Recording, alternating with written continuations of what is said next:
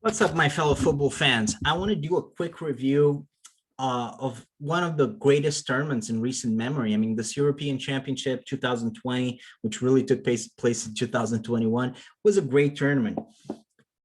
I had a lot of fun, and in fact, I had stopped doing videos for this channel, but I was having so much fun with the European Championship that I decided to give it another go with this channel and try to grow it because I really love football, and this tournament reminded me of that.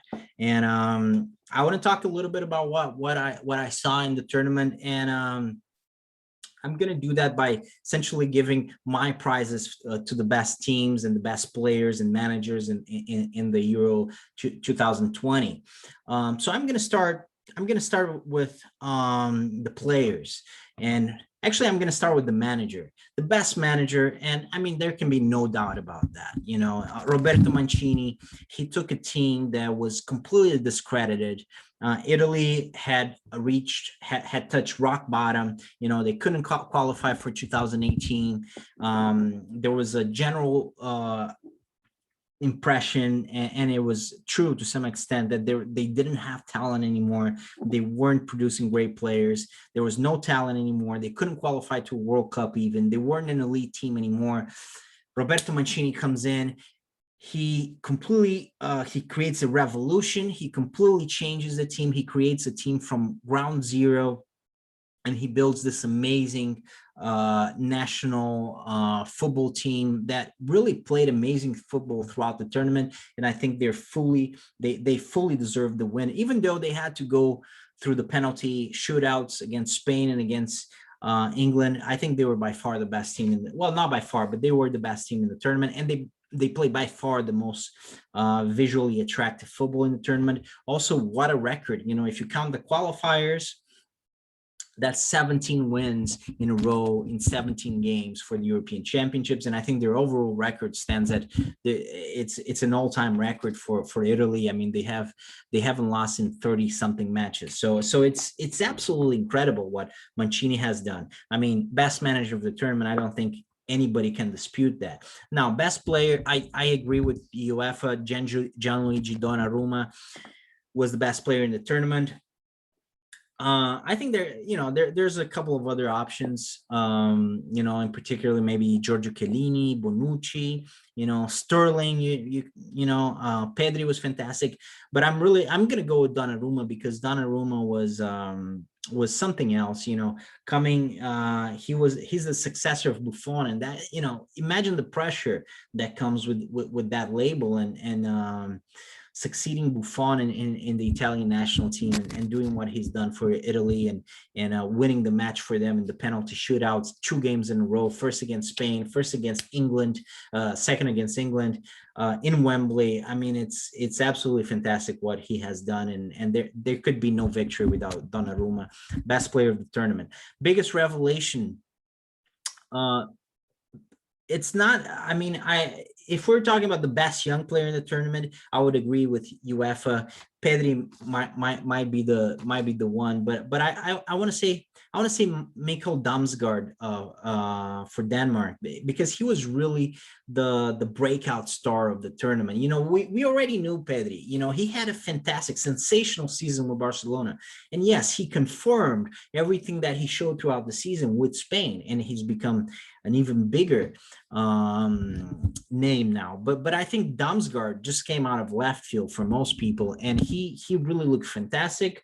I think he'll probably secure a big contract with a big team soon enough this summer. You know, I think he's the greatest revelation of the tournament. And I mean, that goal that he scored against England, what a masterpiece. That was a Messi moment right there. It was the only free kick goal in the tournament, direct free kick, and it was a masterpiece. But he was just fantastic throughout. He looks very good, and I think I honestly, I confess, I had never heard of Michael Damsgaard,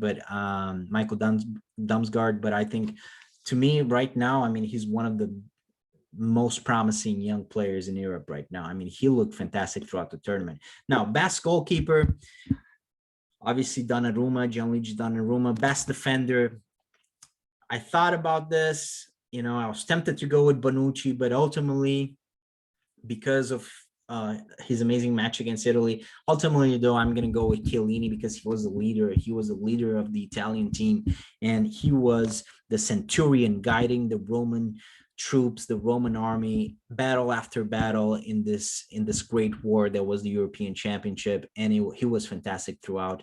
I'm a Juventus fan, so I'm a little bit biased perhaps, but come on, how can you not love Giorgio Chiellini? He's a true warrior, and he was fantastic throughout the tournament despite of his age. I mean, the old guard was magnificent, and Chiellini was the leader of that old guard. Now, best midfielder, Pedri. Pedri was the best midfielder, and there were other very good players. Sergio Busquets was fantastic. Verratti displayed amazing skill. You have Modric. You had a lot of great midfielders. Wijnaldum had a great championship in spite of Holland not being very good, and Barella was great. Jorginho was great, but come on, what Pedri did with this Spain team, at age 18, this kid is going to be a mega star. He's going to be the next Xavi, the next Iniesta. I mean, it might sound like hyperbole, but I don't think it is. I mean, he's been magnificent. So best midfielder, Pedri. Best forward, this is a very difficult one, and perhaps a little bit controversial, but I'm going to give it to another Italian, Federico Chiesa, because he was ultimately, I don't know if he was the best, the very best. He didn't even start the tournament as a starter for Italy.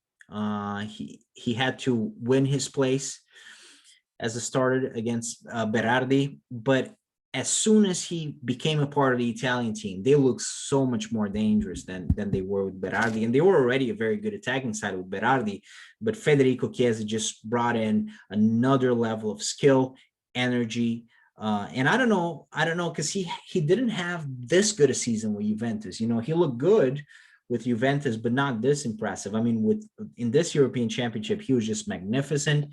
But I think this is very good news for Juventus. Like I said, I'm a Juventus fan, so this is great news for Juventus. And ultimately, I don't think Italy would have won this European Championship without Chiesa.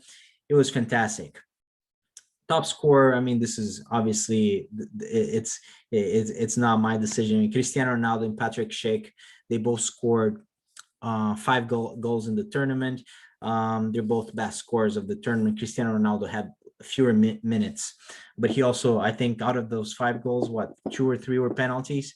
So I don't know about that, but Cristiano Ronaldo, Patrick Schick, best scorers of the tournament. You would expect something like that from Cristiano Ronaldo, even though Portugal was largely disappointing in the tournament, and even Ronaldo, honestly, I don't think he played all that well. But he got it done. When it's Ronaldo, so he'll get it done. He'll get you the goals, and even if he needs a penalty or 2 or 3 to get those goals, but he'll get the goals. And Patrick Schick was fantastic with the Czech Republic. He was the sole reason, really, why the Czech Republic, frankly, reached the quarterfinals. Now, I'm going to continue by talking about the teams in general, and the best team. I mean, you don't need to be a genius. I mean, Italy was 7 victories in 7 games, and they look at the game against England. I mean, yes, it was a penalty shootout, but Italy, who, by the way, conceded a goal in the first 2 minutes of the game, and they looked shaky in the first 10-15 minutes. England, with a little bit more boldness, they could have gone for it, and they could have killed the game probably. Italy was almost knocked out in that beginning of the game, but England wasn't really bold enough, and Italy eventually took control of the game. They completely controlled the game. They should have won in regular time even. I mean, they were by far the best team in the tournament, in the game, in the final. I mean, the only game that I don't think they were the best team was against Spain. I think Spain was a little bit better. They certainly controlled possession, and that was Italy's problem against Spain, is that throughout the tournament, they control possession. They were playing like Spain, so to speak. They control possession. They played possession-based football, and it worked great. Against Spain, they couldn't hold possession of the ball, and they struggled. They had to revert to their Catenaccio identity. But which wasn't really the case for any other game, during Roberto Mancini's era. But overall, I mean, come on, Italy was the best team. They played the most beautiful football. They were the best attacking side. Um, England was the best defensive side. I'll give England that. I think they were very solid. It's unfortunate though. It's almost like a bad thing in this case, to be honest with you, because it's great that they reached the final. It's great that they were able to concede only 2 goals throughout the tournament. But at the same time, I don't want a team, quite frankly, if I were an English fan, in fact, I'm a neutral fan, but I wanted to see all this talent that England has at its disposal, the Mason Mounts, the Phil Fodens, the Sakas, the Jadon Sanchos and Grealish and Kane. I mean, all that talent at Southgate's disposal. And he starts the final in Wembley in front of 50 or 60,000 English fans. He starts that game with 5 defenders. I mean, come on. I mean, that's insane. In my mind, I mean, I don't understand that. And a defensive approach. Come on. I mean, England should have been the most attacking side of this tournament. They have amazing talent up front, and it's almost it's almost not a good thing for me to say that England was the best defensive side of the tournament. In fact, it's not. I will give England this, though. They are the most promising team. All of the talent that they have, and this is not Southgate's merit. I mean, this is the merit of the English football in general right now. They are producing amazing talent. And a lot of the players that we saw reach this final, and even some of the players that reached the semifinals of the World Cup in 2018, a lot of them are really young, especially this team this year. I mean, a lot of really great young players. And I think they're gonna be a force to contend with. Hopefully they get a good manager. I mean, Southgate, it's like he has a Ferrari at his disposal and he's driving it like a Ford Focus. I hope they get someone that actually can take all of this talent and actually create a team that plays beautiful football. I think it would be something to behold. The biggest revelation of the tournament, I mean, no doubt, and also the people's team, of all the neutrals, I mean, Denmark. And it was just a crime what happened. It was the worst moment of the tournament, of course, was Eriksen's, Christian Eriksen's episode at the beginning of the tournament. The tournament started very badly. But it ended up being a great tournament. It ended up being a great tournament because Christian Eriksen, he recovered. He's okay now, which is ultimately the most important thing, all things considered. Denmark really honored him. They reached the semifinals. They should have reached the final even, were it not for that VAR ridiculous decision. That was the second worst moment of the tournament, when the referee and the VAR team ruined one of the semifinals. Until then, we had fantastic refereeing throughout the tournament, and VAR was working great. Unfortunately, had that big mistake happen. Most improved team, Spain. Spain was they didn't start well, and throughout the tournament they still struggle with converting the possession.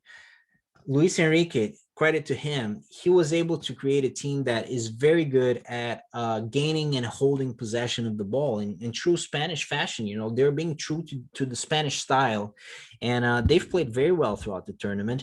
They struggled to score. They struggled to convert the possession into clear goal scoring situations and making the most of those goal scoring situations that they did get. I think part of that, unfortunately, it's they don't really have a whole lot of quality. Morata as a number 9, he's a good player. Don't get me wrong. He plays for Juventus. He's good enough, I guess, for being mostly on the bench, for being in or for playing with someone who's better than him, like Cristiano Ronaldo, like Dybala. But as your attacking reference, I don't think it's good enough if you want to win major tournaments. And quite frankly, and maybe with Jerry Moreno, but I'm not really sure Jerry Moreno is that player either. Perhaps it's they kind of like need a great attacking talent like David Villa or Fernando Torres, even, someone that really can score the goals in decisive moments. That's what they needed against Italy, for example, in order to reach the final. That's what they didn't have. But they really improved throughout the tournament, and they were looking really good. I mean, arguably they played better than Italy. I think they did play better than Italy in that semifinal. So Spain ended up very strong in the tournament. I think they'll be serious contenders in 2022 in Qatar. Now, so biggest disappointments, obviously, the group of death, Portugal, Germany, and France, they were all terribly disappointing. They all three teams, especially Portugal and Germany, struggled to qualify. France a little bit less, but they also were very unimpressive in the group stage still. And at the end of the day, they all three of them were extremely disappointing. But I'm gonna go with France. France was defending champions, overwhelming favorites, a team that has an incredible amount of talent, that has a trio with Griezmann, Mbappe, and Benzema. I mean, they were so disappointing overall. All the internal strife, all the crises that they had. It was just ridiculous what happened with the families fighting in the stadium, on the crowd. I mean, it was a disaster tournament for France. Not as bad as when they lost against Senegal and all that, and I think that was 2002. Wasn't quite as bad as that, but it was a ridiculous tournament for France, and very disappointing tournament. And Mbappe, it was very disappointing. He was the breakout star of 2018, and this was supposed to be his biggest moment with France.